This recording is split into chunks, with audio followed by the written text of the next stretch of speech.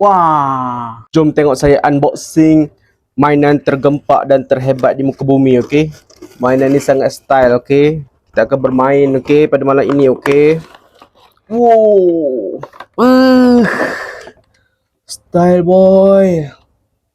Style boy. Kereta ni kita dapat alat kontrol sekali, okey? Ini yang drift punya, bukan biasa-biasa, okey? Drift punya. Dalam plastik ni dia ada bagi skru sekali. Kalau kita nak buka ni, tak perlu cari skru dah, dia dah ada skru dia. Jadi mudah, okey. Dalam alat kontrol dia ni tak ada bateri. Jadi boom, saya dah beli bateri daripada kedai runcit, okey. Dua bateri, satu, dua. Okey. Dua bateri. Boom, tutup. Dan letakkan semula. Okey, mantap.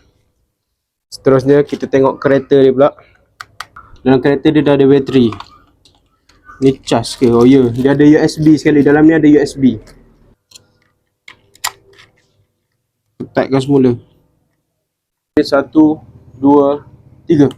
Boom. Oh, style coy.